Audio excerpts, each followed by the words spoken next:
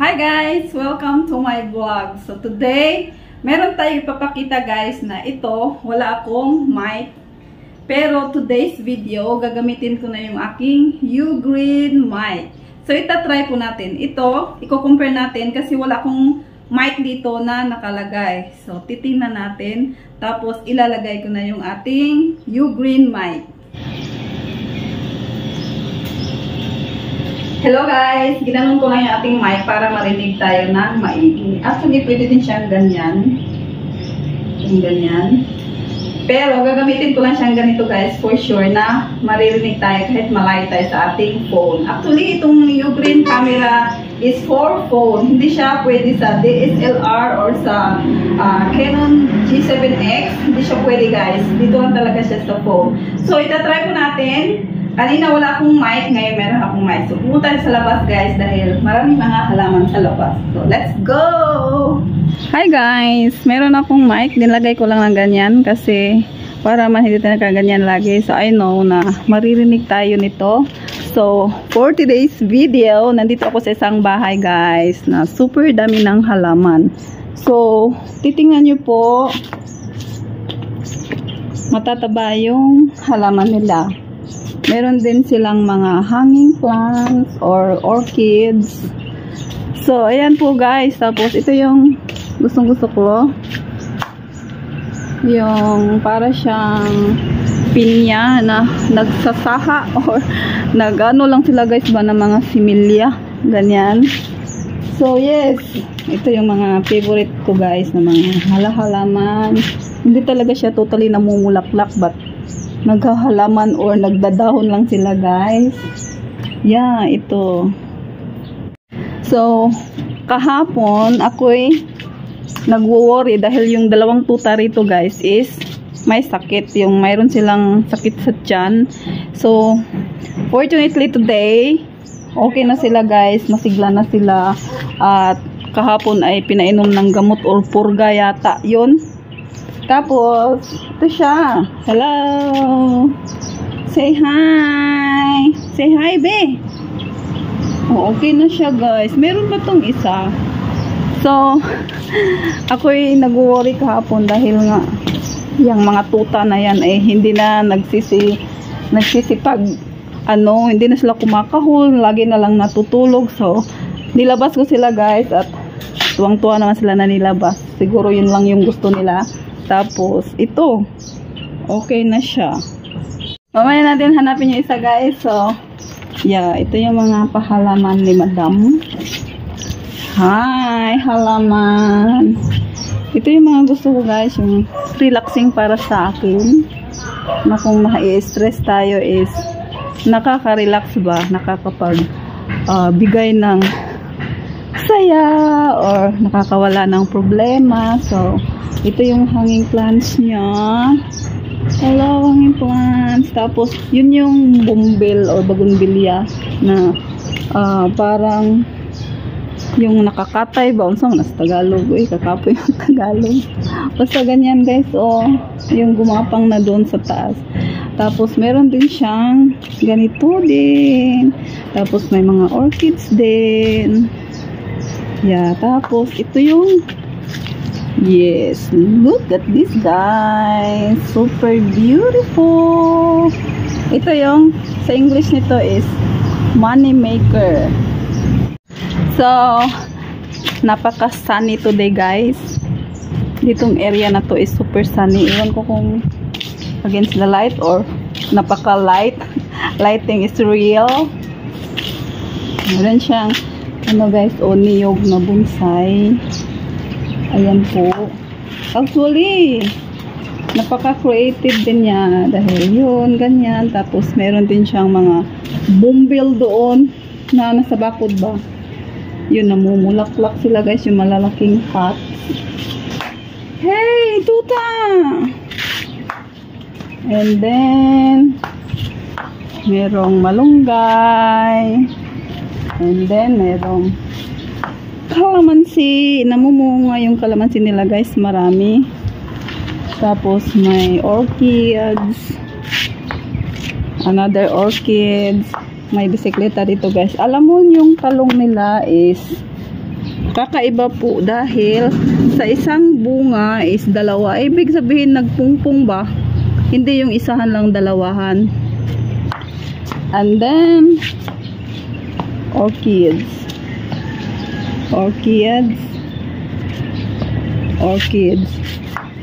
Tapos ito yung another money maker flower.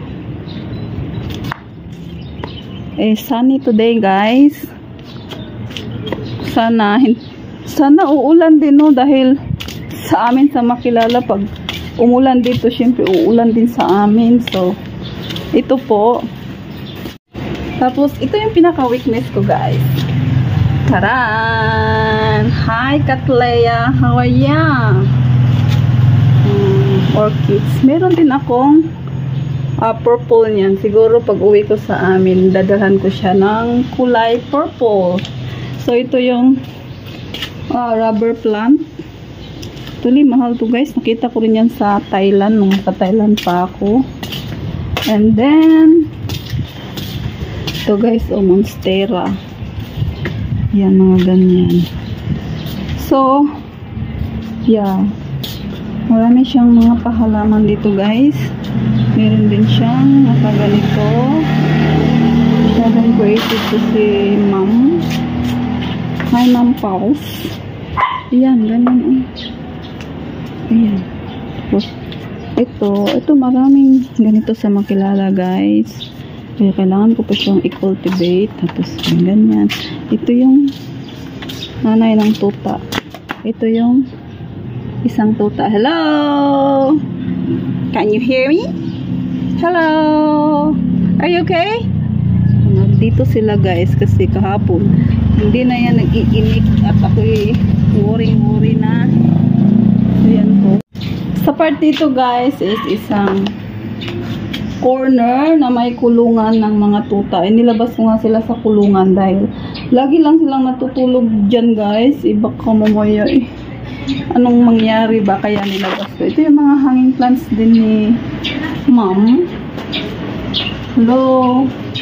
Diba super ganda? Tapos meron din sa mga ganyan. Gusto ko yung ganito, guys, oh. Gusto ko yung mga ganyan. Ano tong aking tuta. Hello, tuta. So, yan lang po. Today's video, nireview ko lang to siya, guys, kung gaano pa kaganda yung ating Ugreen Mite. So, nung nasa manual kasi hindi namin maintindihan kung paano siya gamitin. Ngayon, naintindihan ko na siya ng todo-todo dahil yun, tumingin tayo sa review or sa mga YouTube kung paano gagamitin itong ating Ugreen Mite.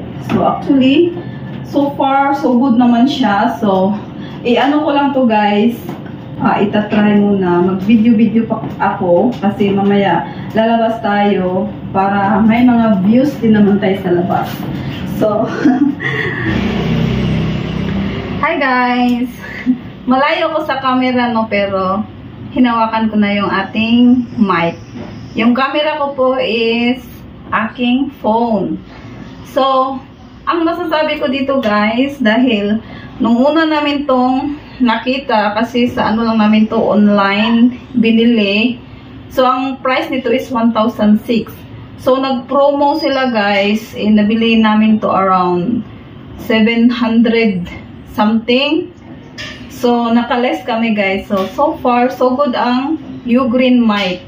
So, gagamitin ko na to, guys, if ever nasa adventure ako or whenever nga mag-video ako.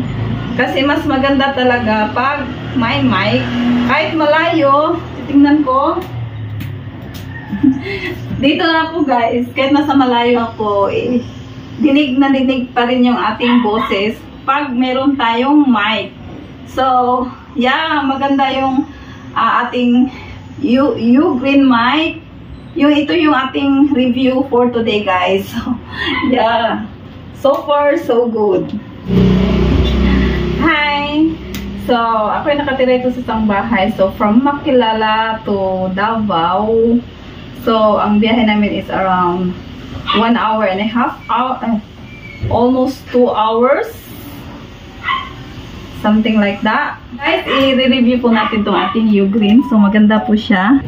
Hi guys! Dito pa rin ako, no? So, ito yung ating pa-room.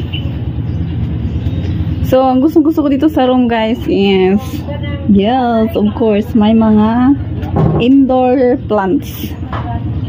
Mga ganito, guys. Ganyan. Actually, ang plants talaga ang weakness ko, guys, kasi meron ngang plants. Yan. Mga ganyan ba? Yan. And then, ganito. So, ako'y lalabas, guys, dahil ipakita ko sa inyo doon sa labas, yung view din sa labas. So, ako'y gumamit pa rin ng mic. Ito yung ating pakama. Hi, everybody! So, wala lang magawa, no, today. Kasi, ano na dito, guys? Almost 11 o'clock. Hi, guys! Super lawak po ng area nila dito. Sila ay nasa corner ng isang subdivision. Corner part na isang subdivision. So, ito ay isang garahe nila. So, ang sasakyan ni ma'am is isa, pero ang kasya dito na sasakyan is 3. So, look at that. Papunta na yan sa gate, guys. Tayo ay makipag-usap sa ating sarili today. Punta tayo sa labas. Gamit ko pa rin yung aking mic. Nandito po sila, guys. Hello! They are very okay and fine. Kasi kahapon, guys, is super worried. Dahil, actually, 3 yung tuta na yan, guys. Tapos, nadedo yung isa dahil may sakit sa tiyan. So, ipakita ko sa inyo sa labas yung view dito. Hi, guys! Nasa labas na tayo, no? So, nagpapaaraw talaga, no? At saka, super nakakaya dahil alam ko may nakatingin sa akin. But anyway, ito talaga ang buhay ng isang nagbablog. So, ito yung ano nila, guys, dito sa corner ng kanilang parang, yeah, sa labas to eh. Oo, may ano sila, bakuran, pero may area din sila na natataniman ng plant. So, ito yung palmera. Yeah. Tapos, another palmera. Tapos, sorry for the inconvenience, guys. May mga sasakyan. Ito, namumukadkad to pag umaga. Pero, ngayon tanghali, nagpo-close na sila. Tapos, ito yung sinyas.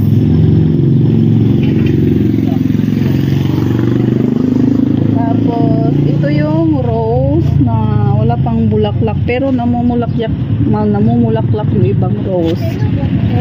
Hi, guys! Nung Lunes, guys, kasi nung Linggo, galing ako sa Makilala. Tapos nung Lunes, siyempre umalis ako.